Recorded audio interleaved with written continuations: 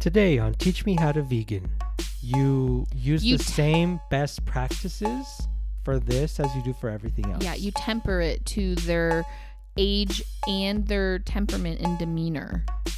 That and him understanding that is the reason we went vegan overnight. Mm-hmm. Because it was age appropriate, temperamentally appropriate for him, and it meant something to him. To instill pride and confidence in them. Help them feel good about being vegan or making this choice or doing this with you. Another pro tip, let your kids help plan your menus.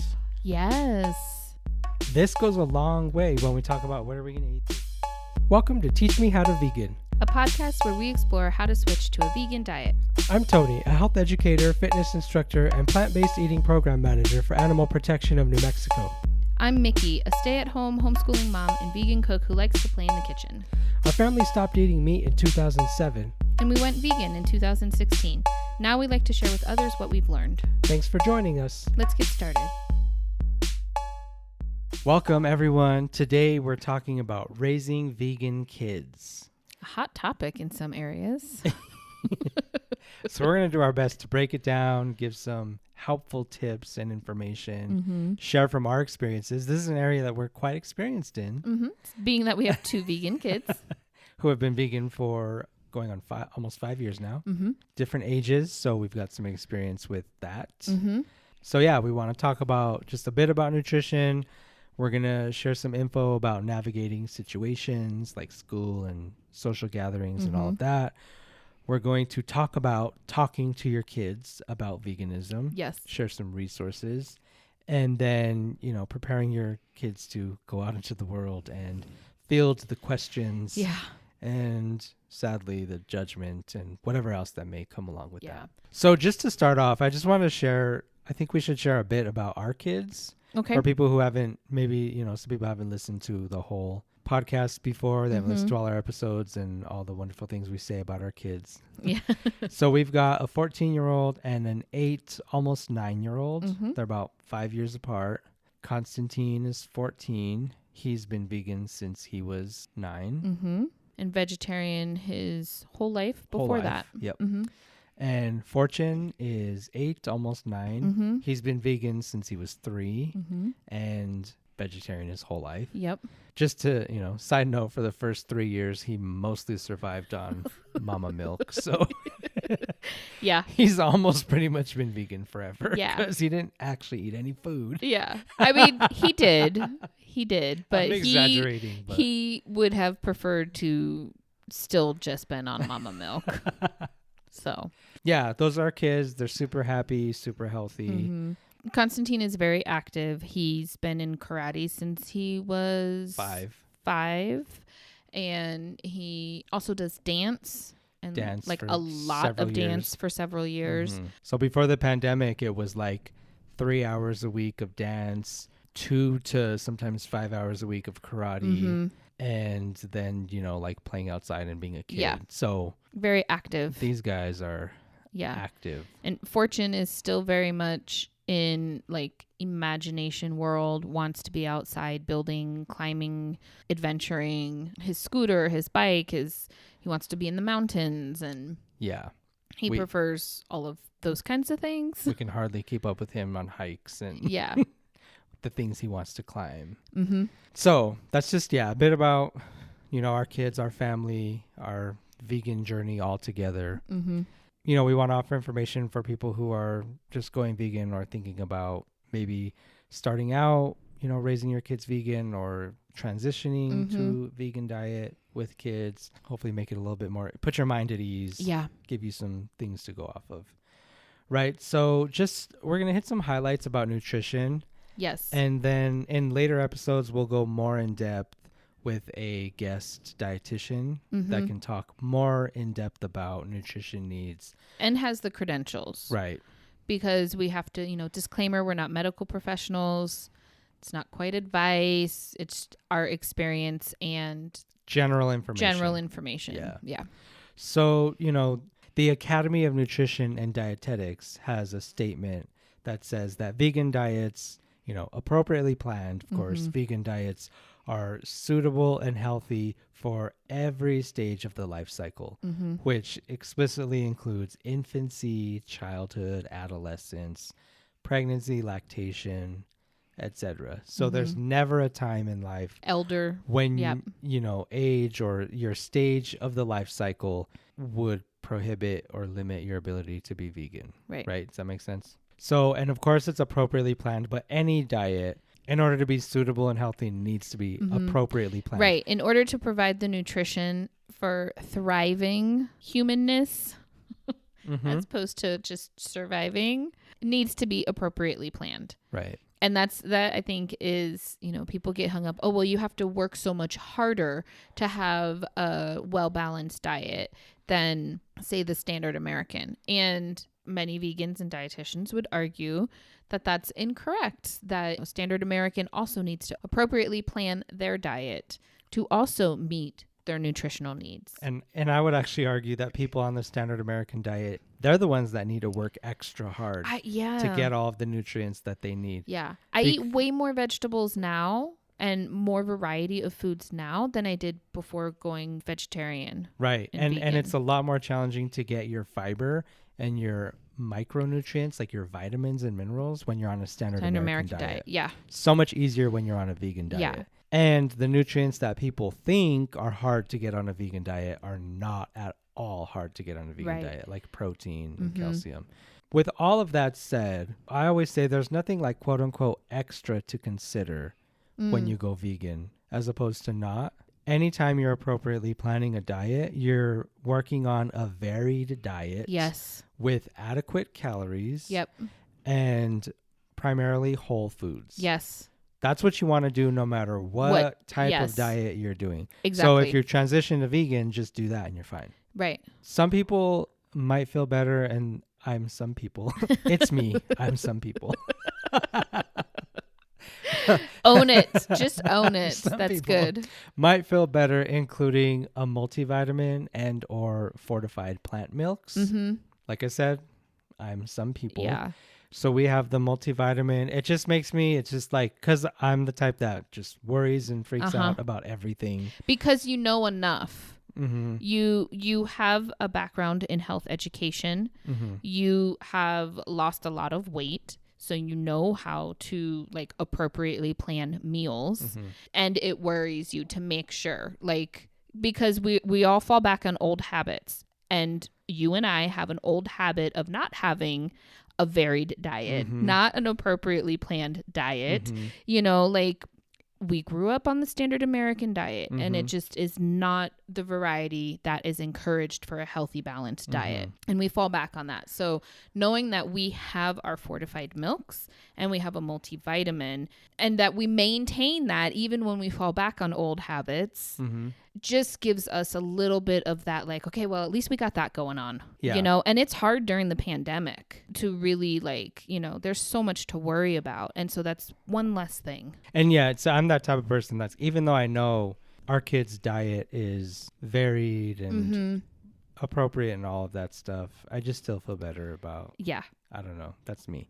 The multivitamin and the fortified plant milk, you know, especially if you're concerned about calcium and or vitamin D, the majority of plant milks are fortified with both of those, a lot of times in higher amounts than cow milk. And they also, a lot of them have protein, well, soy particularly. And soy and ripple kind of mimic the nutrient makeup of cow milk. So if you're concerned about that, you can just replace that and get all of that good stuff. Same thing with B12. It's fortified in a lot of plant milks. That's it. And then you're good. You don't have to worry about nutrition at all. Just kidding. Unless, you know, some people have special concerns, and I would recommend talking to a dietitian. Yes. And not just a doctor, but also a registered dietitian who has the education and experience in nutrition that the vast majority of medical doctors do not have. Right. Right. It is sorely lacking in medical doctors. And so a registered dietitian, and there are many that are vegan and plant-based. Yeah. So you can definitely do that as well. And I think that's good for the nutrition. Some highlights for you to know. Let's be specific. Protein. We've got beans, greens, right? Like places where protein shows up easily so that... Oh, beans, whole grains. Those are really the go-tos. Right. Nuts and seeds, and your good old soy milks. Soy milks, yeah. And Ripple. Right. And then calcium. Where are places that calcium shows up? Those fortified foods like the fortified milks, also in greens. In greens, yes. Also in beans.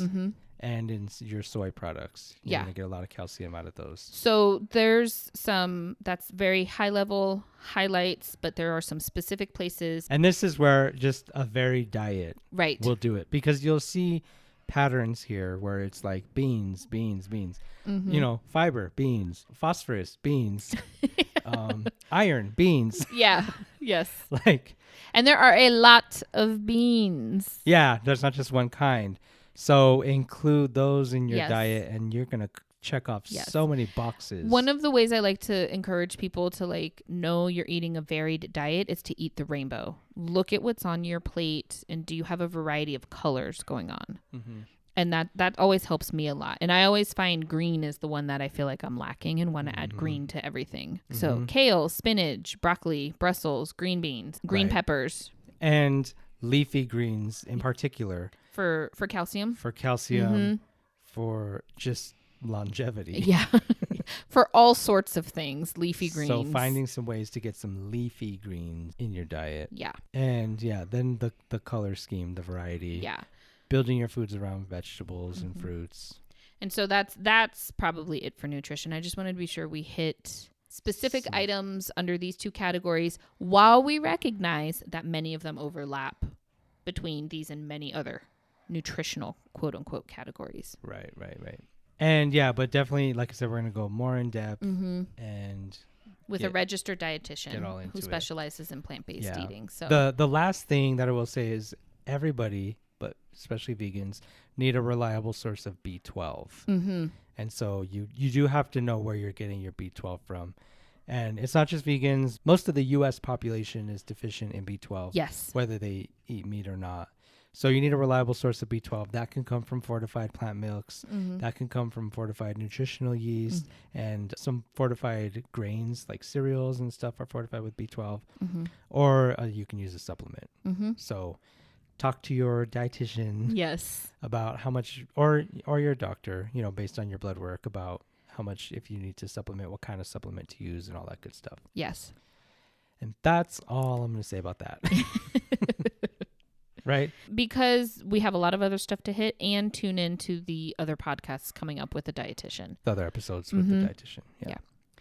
All right. So let's talk about navigating some different situations as a parent and child. Yes. Or young person. So school. If your child or children go to public school or private school, school outside the home, we'll say. Because we homeschool our kids. Yes. So... And Constantine did go to school for kindergarten and most of first grade, but then... And he went to preschool. So, but after somewhere about 2/3 of the way through...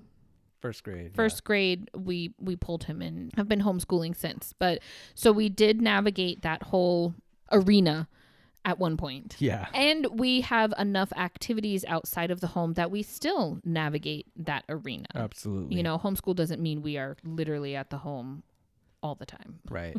So one of the main things that we did is just packing lunch. Yes. Packing food. Take packed lunches. Especially with public schools or any schools that get any type of federal funding. Yeah.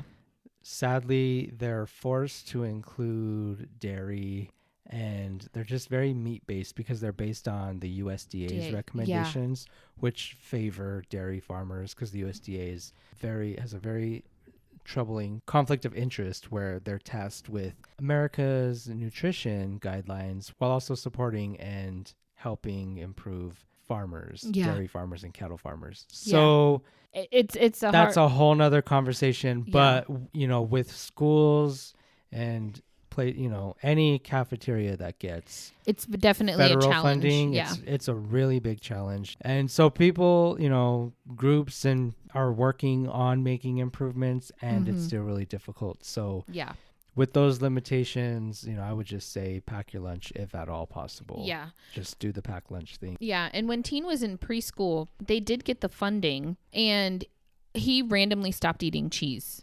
So, and we were vegetarian at the time.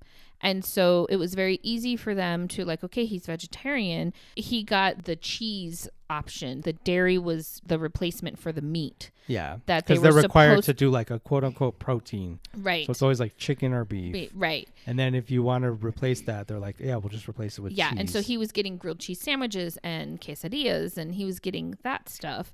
And then all of a sudden he stopped eating cheese, and he stopped eating cheese there. He stopped eating cheese at home. He just did not like cheese anymore. He didn't like dairy. Yeah. Yeah. And so when we discovered that, we talked to the school about, can you give him tofu when it's cheese?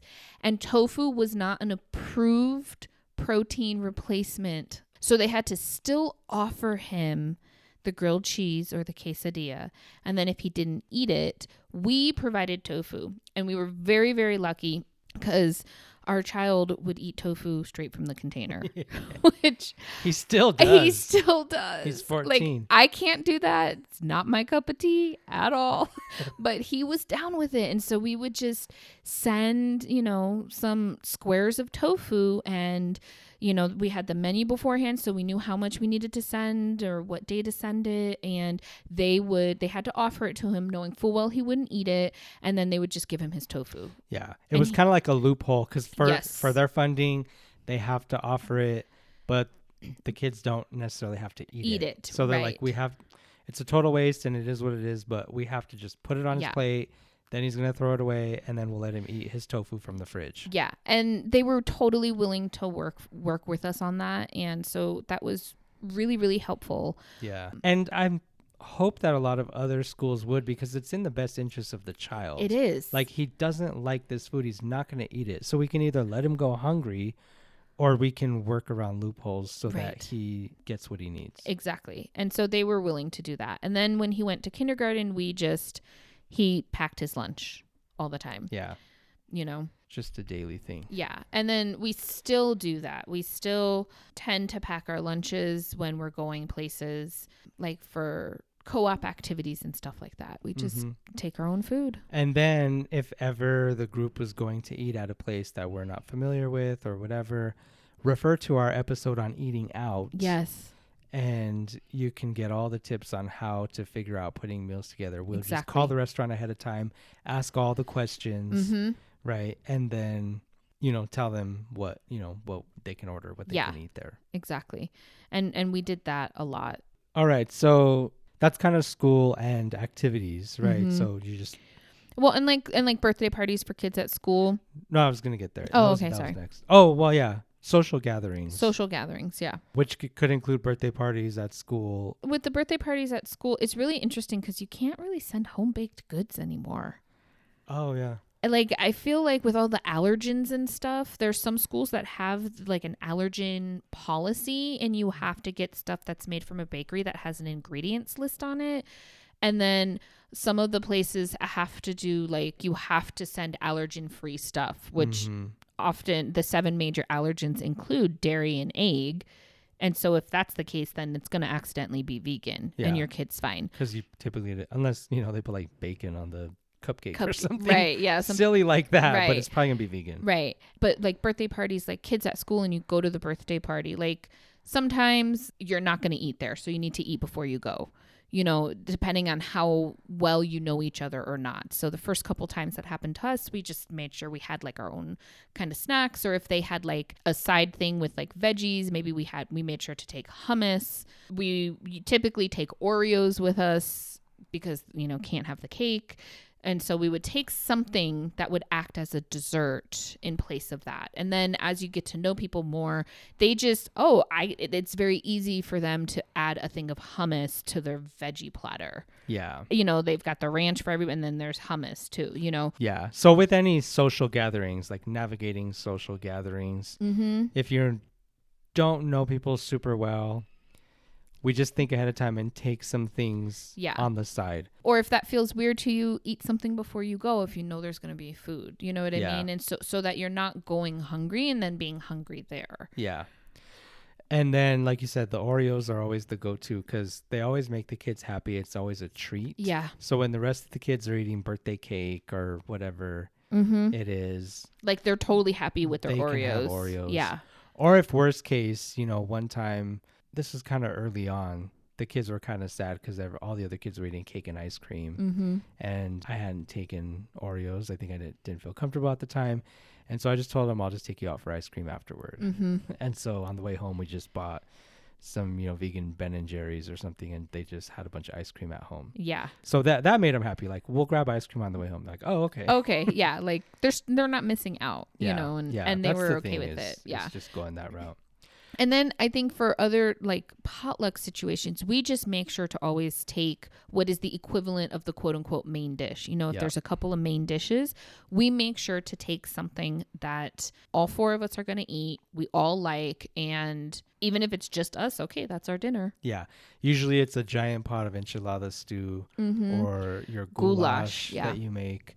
So we know that if every single other thing in the building is not vegan, we could just have a bowl of that and we'll be all right. Exactly. Yeah. Exactly. And then, like you said, as people get to know you, or if you know people well, this is where it's cool, where you're actually doing like indirect activism by just being yourself. Yeah. Because now people are being considerate and nice and friendly, and so they're including vegan options in their gathering. Yes. Or just making it vegan because it's easier. You know what I mean? Like, if a family knows that the vegan cakes at Whole Foods are really good for everyone, and they don't want to go through the trouble of having a separate cake for us, and like, just order the vegan cake and we'll be done with it, and everybody eats vegan cake just because you were there. You got everyone to eat vegan just by being your good old self. This is where I think that's a cool little side benefit almost. Yeah. And that happens a lot, like, oh, they're coming, so we're just gonna get the vegan pizza, or little things like that, like the one vegan time, ranch and the vegan cheese. That's what I was gonna say. We were at a birthday party, and they got vegan ranch for us, and then they had like other ranch and stuff like that. And then one of the adults there tried the vegan ranch and loved it so much, and didn't like, even realize it was the vegan one. Yeah, that was the quote unquote better one. Yeah. That one's the good one compared to the other one, and it was the vegan one. Yep. And so I wonder now, like, does he always buy that vegan ranch now? So that's the, like, the accidental activism. Yeah. That comes out. But I think overall, those are just good go-to ways to navigate those situations. And sometimes they might just be eating before you go, or eating right and after. And then if you know the area you're in very well, like for some of our activities, like we run late too, and we're just trying to get out the door, and so I don't have lunch made, but I know, like, okay, our co-op meets at this place, and there's these 3 places near where our co-op is that have vegan options. I'm just going to grab lunch there today. Even if it's just Taco Bell, like, and the kids are like fine with that, so knowing where you are also and what your options near you are. 'Cause we run behind just like everybody else sometimes.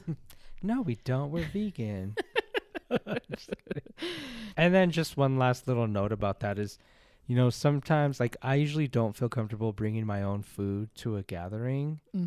And we had this experience once where I just didn't want to bring food in. I felt like, I don't know, I just didn't feel comfortable with it. So we stopped at like Taco Bell real quick and just ate in the car super fast before we got there, so that we were all full when we walked in. But it, made us a little late. And then somebody was asking like why I don't know how it came up, like, oh, we're running late.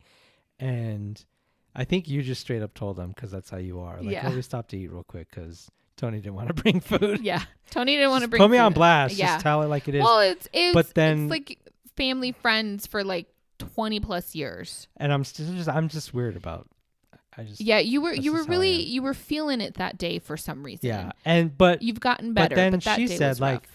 I don't think that's rude. I never think that's rude. If you have special dietary needs, it's never rude to bring your own food.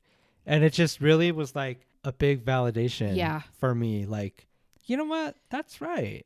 I have dietary needs. And if they're not serving it at the party, which they don't have it's not their job to go out of their way to meet my needs. And also, I should be able to bring my own food if I need that. Yeah. Right? Right. Like, it's this, nobody's expecting either. Right. And do you know what I mean? Nobody should. If they go out of their way, great, wonderful bonus. If I bring my own food, great, because they didn't have to worry about it. Exactly. Everyone could just be happy either way, and it doesn't have to be rude or awkward. It's just you're serving food, I have special needs. We're just going to figure it out. Exactly. Right? Yes. Either you're going to go out of your way to serve something that meets my needs, or I'm going to go out of my way to bring my own food.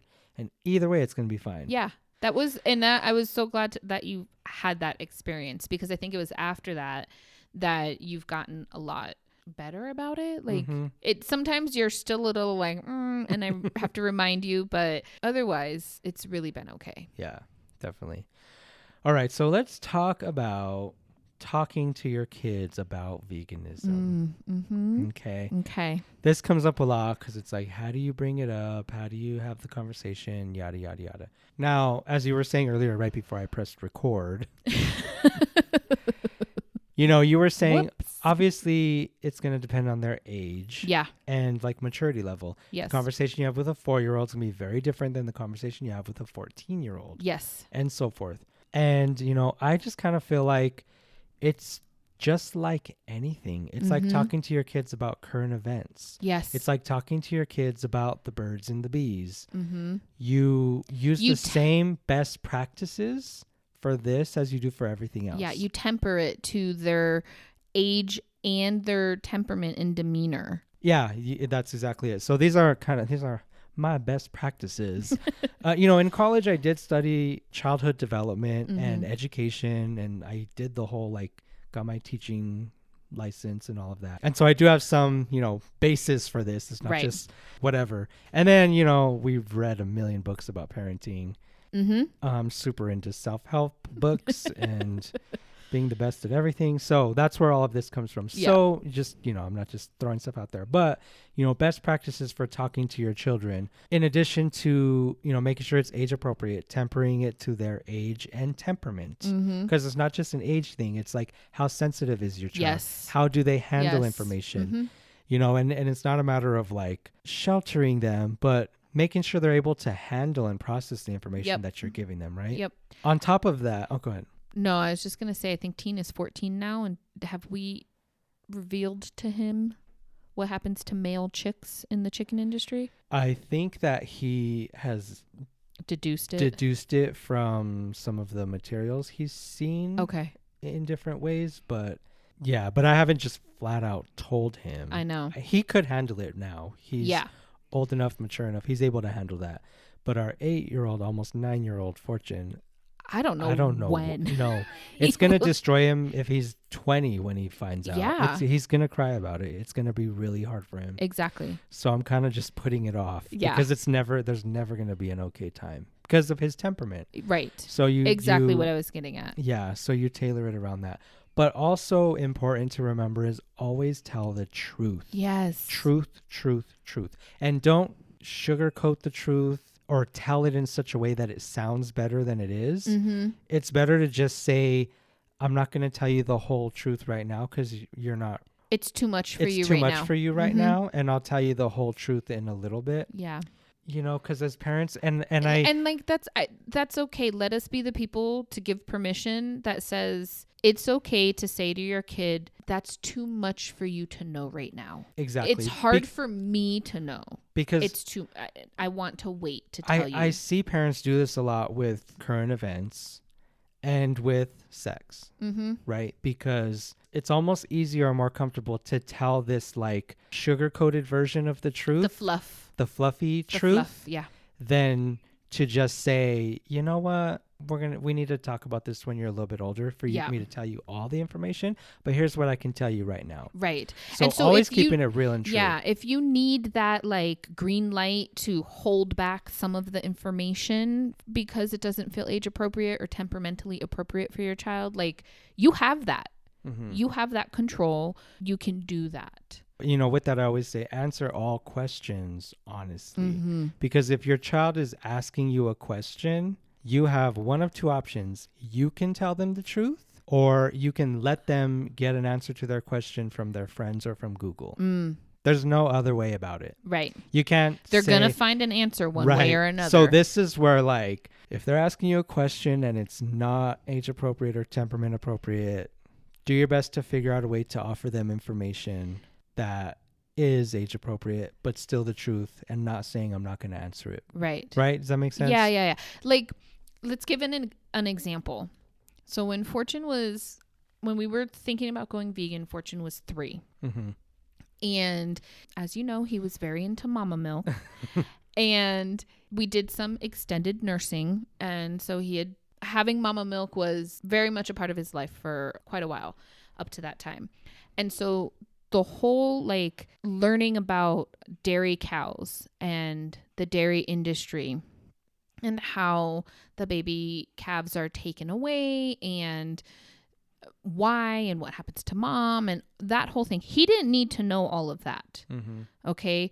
What he did know and what we were able to share with him is that like he didn't need to know like what happened, like all the details of like, you know, the forced impregnation and the stealing them right away and then she's hooked up and all the horrors about it. He didn't need to know all that. But what he understood and we could share with him is like, well, in order for us to drink cow milk, the baby calf can't get mama milk. He can't have his mama's milk. And that really meant something to Fortune because he was so into mama milk, you know? And so we could share with him the truth that the baby cow doesn't get its mama's milk in order for us to drink cow milk without giving him gory details or they're pulled away the day they're born right, and they don't even get to bond. Right. And he doesn't need to know it's like right away or like middle of the, like he doesn't need to know all that. Just like they don't get to have their mama milk. In order for us to have yogurt and ice cream and cheese and cow milk, they don't get the mama milk. That was a good example. And he really understood that and connected with that. And that and him understanding that is the reason we went vegan overnight. Mm-hmm. Because it was age appropriate, temperamentally appropriate for him, and it meant something to him. So that's what we're getting at. And for some kids that still might be too much, but it's the truth of the situation. And I do think kids are more resilient, you know, like sometimes you just have to test the waters. You know, and you think, okay, I gave just enough. And then it's like, oh, wait, maybe that was too much. And we have to do some comfort measures afterwards. But, you know, try it, basically. And then when your kids start getting older, like, you know, into teenagers, this is where you kind of just got to tell it. Yeah. Because, like I said, otherwise they're going to Google it. Right. Or they're going to ask their friends. And then they might get the truth from their friends. They might not. Right. They might get all the gory details from their friends. Right. They might get lies. And they might get videos. Yeah. And it's like better Google pulls up videos. Yeah. And I would much rather have a conversation of what happens. I would rather have that conversation with my child to get them to understand than them Googling it and seeing it and it's like burned in their mind. You know what I mean? Also because I know the temperament of my child. Right. And also, like, I would rather be there, present, to offer whatever comforting, to answer more questions, to go deeper and all those things, than it come to them somewhere else. Right. Or, you know, where their friends are going to tell them lies. Like, actually, it's not that bad, or whatever they're going to tell them. And, you know, also, this is a good example, too, because, like, little Fortune, he still doesn't need to know all that information. Right. But Constantine, he's 14, it would be good for him to know that information so that when he gets challenged later, so when people want to bring up other things, so when people want to poke holes in it, he has a wider knowledge base. Right. You know, it's important for him to know more details now. Yeah. All right. So those are definitely some best practices, some things to consider. And also, you know, I pulled this from another list or blog that I found, which was to instill pride and confidence in them. And, you know, this kind of prepares them for teasing. So, you know what I mean? Like, help them feel good about being vegan or making this choice or doing this with you, you know? Yeah. And I think that's where you get into the like, okay, by us being vegan, we're saving, you know, this many cows, this many chickens, this much water, this much rainforest, this much whatever, you know, like knowing those things really helps, you know, oh, we're, you know, by us being vegan, then there's this much less deforestation theoretically happening or something, whatever is important to them. Like Fortune really loves animals. So for him, it was very easy to connect to being vegan because like we just don't want to hurt the animals. You know what I mean? Like that was very easy for him. But it also like the more sort of quote unquote exotic animals, wild animals like pandas and gorillas and lions and, you know, how being vegan helps those wild animals as well. Is another connection for him. Absolutely. And it's like, well, I'm helping. You know, I live in a world where this helps and I don't have to do this to eat. I don't have to harm to eat. Right. So, and then, you know, part of instilling that pride and confidence and just helping with the process overall, I think, is finding some vegan role models. Yeah. Now, caveat, tread lightly, because sometimes celebrities go vegan and then they have this like big awakening and they're not vegan anymore. And it's or trend for how them or veganism something. almost killed me or something silly like that. So tread lightly and make sure you know who the people that you're following. But I found that this can really instill pride and help, especially older kids, teenagers. You know what I mean? I've seen Constantine sort of liven up when he sees another awesome person that is vegan. You know what I mean? And it makes him feel proud.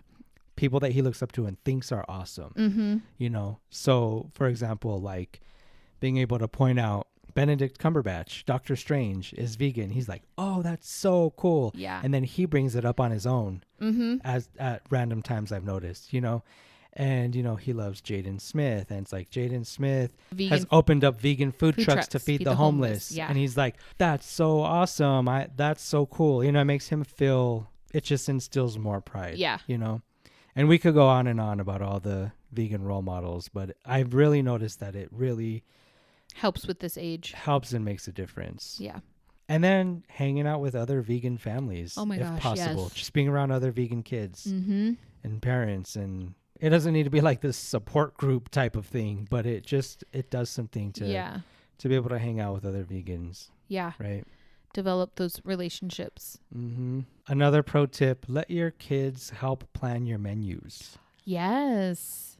This goes a long way when we talk about what are we going to eat this week, whenever we do our weekly menu planning.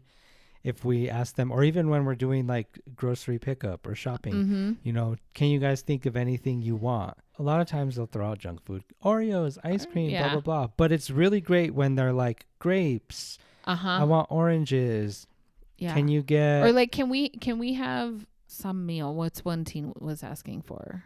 Tofu breakfast bake or broccoli cheese soup. Yes. Can we have for this? That a lot. Yeah. Can we have broccoli cheese soup soon? And and then you make it really goes a long way. Yes. And then when you make the things that aren't their favorites, they're more likely to, like, they understand, you know, it's like, well, this, you know, lentil stew is my favorite. I know it's not your favorite, but we're making my favorite today. And tomorrow we're having broccoli cheese soup, which is your favorite. And then we're having your special request of pizza tomorrow or the next day. So that really goes a long way and helps them like be invested in what you're eating. Yeah. And then, you know, another great thing for kids is taking them to visit an animal sanctuary or an animal rescue group, and they get to meet the animals and see the animals. And if you go to a great one, a lot of times they'll kind of tell you the story. You know, part of the tour is like a story of how this animal was rescued, what industry were they rescued from. You know, this is a cow that was going to become a dairy cow, and she was going to live this kind of life. And she'd already be dead right now if she went there because they kill them at this age. Right. But instead, she's running around here in this space and living this kind of life. And that really does a lot for a lot of people, but kids especially, right? I think so. You know, we like to visit our local animal sanctuary, Santuario de Caruna, and we've just had some great experiences. You know, one time they had the baby calf and we got to bottle feed the baby. Yep. And, you know, just... Or when Fortune got to hold the baby chick. Oh, yeah, when he got to... He just cried the whole time. He was so happy and excited to hold a fluffy yellow baby chick. That was literally his life dream. Like, that was his dream. He was like 5 at the time? 5, yeah, I think he was like 5 at the time. It's the most adorable video and picture we have, like, of him ever. It is. That's, like, going to be one of his best memories of all time. you know, and then just laying with the piggy and rubbing the piggy's belly and stuff like that. So highly recommend that. And then some great resources, because sometimes it's hard to have all the information, or like, how am I going to say this in an age appropriate way? All that kind of stuff. How do I explain this? How do I break it down? So on YouTube, Bite Size Vegan has a whole series of kids videos that is literally aimed towards kids, where she's talking to kids. Kind of, you know, they're for the younger group. You know, teenagers might think it sounds silly. Yeah. It might be helpful for some of them, though, because it breaks it down in a more simpler way. Yeah. You know, that's just like, why don't we eat eggs? Why don't we eat whatever? And I really liked the kids series that she did. I think it's really good. Really well done. And even if you could watch them with your kids, or you could just watch them yourself ahead of time to like get the language and how to talk about it, and then go try and have the conversation yourself. And then also PETA Kids website. They have comic books, they have coloring sheets and things. Is that where Fortune got those comics from? Yeah, it's PETA ones? The comics that he has are PETA Kids. Yeah. And he loves those. He's super into them. And he's read them so many times for like over and over. Yeah. And they give some truth, some information that's age appropriate and not too much. You know, it can help you frame your conversations around it. And then they have like games and stuff like that. So it's kind of like fun for kids too. So that's a great resource as well. And then lastly, you know, just as your kids grow up and you're doing this thing, just preparing them to field some of the questions that they're going to get inevitably. Yes. So if you're able to be proactive about this, one way is just ask them the questions that you know they're going to get asked. Like a little role play, a little acting. There you go. Yeah. Like sometimes I'll just do that to Constantine, you know, just like, why are you vegan? And so some of the questions that they've been asked a lot, and I've asked him, you know, is why are you vegan? And so just help them formulate like a little elevator speech. A blurb of why they're vegan, or, you know, however they want to answer it, because I love it, because I'm great. Like whatever they want to say. Yeah. You know, a lot of kids will ask them, don't you miss eating meat? And, you know, talk to them about how they would answer that question. Another one is, where do you get your protein? That's where everyone gets asked. You know, help them just get a little, however, everyone has a different Even style. if you just sing the song, beans, greens, potatoes, tomatoes. Yes. Sing the song. Another one, you know, that like I've gotten, I think everyone gets this, but I think that, and you can correct me if you can tell me if you disagree, I think that men get this more often than women, and I think kids get this more often than adults, is this whole like, do you want a bite of my steak? Don't worry, I won't tell anyone. Oh, that's interesting. Never have I ever been asked that after going vegan. And I've got that since being vegetarian. Wow. And it's usually from other men that are like, thinking, you must be dying inside. Yeah. I'll slip you a bite of my. Yeah. I know you're just doing it for your wife. Right. Yeah. And there was in some instances where, you know, one guy was really pushing, like, I promise, dude, I will not judge you.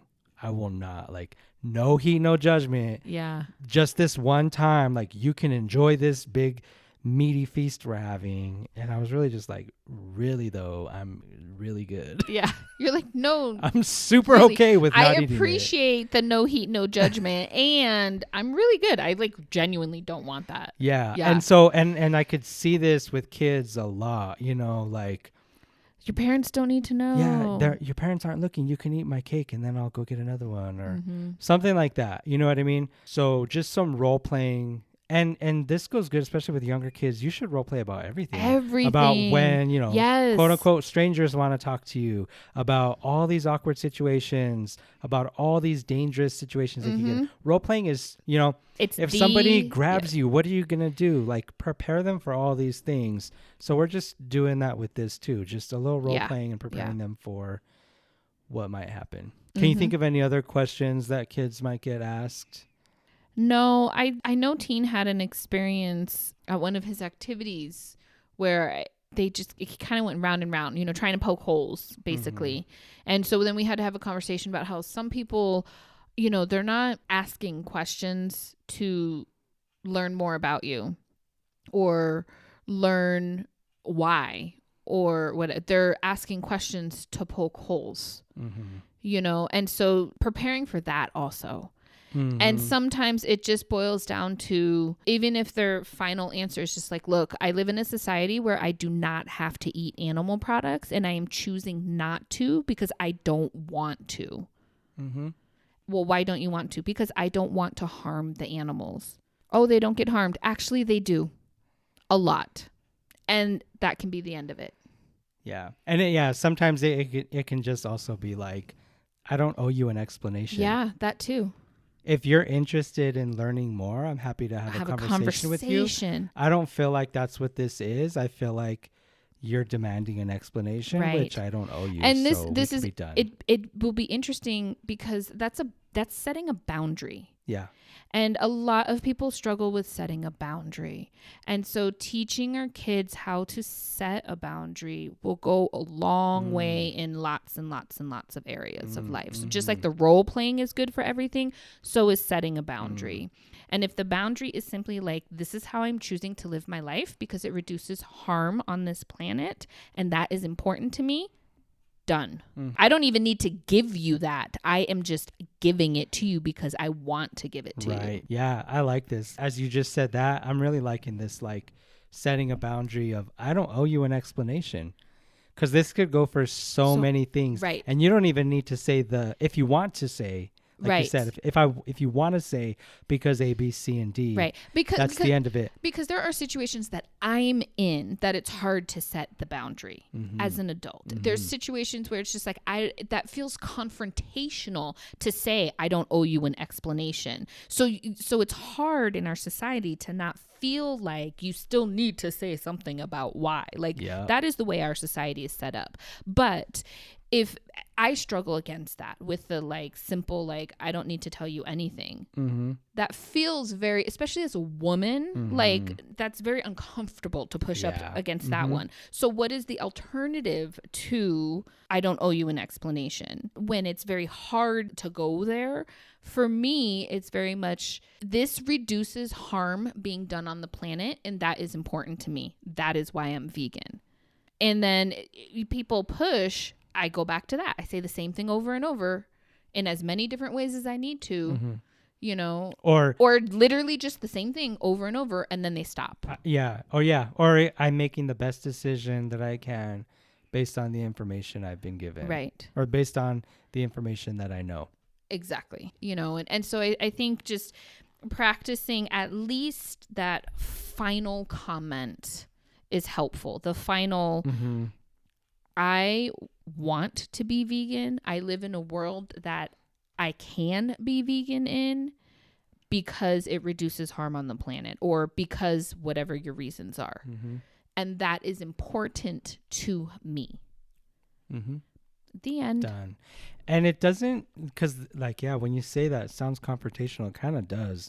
But it doesn't need to be a snap, I don't owe you an explanation. Right. It could just be like, here's the thing is, I don't feel like I owe you an explanation. Or it could be a simple, like, I'm not ready to go into all of that right now. Yeah. Like, can we do this another time? It boils down to blah, blah, blah, blah, blah. Yeah. There's so many different ways. Yeah. Or, I'm not really into describing it. Yeah. When people are going round and round. Yeah. With the poking the holes. That's how you can just shut it down. Yeah. And practicing that even with kids, because kids know how to do that. Oh, yeah. Oh, they do. Like, they know how to do that. And eventually, like, our kids are going to experience it. So having that final sort of shutting it down statement could be really helpful. So definitely role play that as well. Absolutely. And just keeping an open conversation. Yeah. An ongoing dialogue with your kids about why you're making the choices you're making, why you're doing this journey, what it means to you, what are all the different reasons. Yeah. Digesting it with them and will help in all of these ways as well. Yeah. And we have an episode on getting the family on board. And I think there's more detail in that one. And I think we talk about getting kids on board too in more detail. Yeah. And so there's some of that in there as well. Your why and what's important to you and those things. Absolutely. So check out that episode also. Mm-hmm. And just, keep the conversation going. Mm-hmm. I think we covered a whole lot. Yeah. We have a future episode as well where we're going to talk to vegan kids of different ages also. Mm-hmm. So keep an eye out for that, because that might be helpful in preparing your kids in having sort of their talking points. Exactly. Let's listen to the experts. Hear how they fielded questions in real life. Exactly. And what it's been like for them, and kind of what their responses are and what their experiences have been. Mm-hmm. Exactly. So look forward to that. Thank you so much for sticking with this long and deep conversation, at times heavy conversation, but hopefully this is really helpful to all of those of you raising young people or living with young people that are on this vegan journey with you. And with that, we will see you next time. Thanks for joining us. We release new episodes every 2 weeks. You can always email us at plantbased@apnm.org. Check out our website, apnm.org/plantbased, for classes, recipes, and more resources. See you in 2 weeks.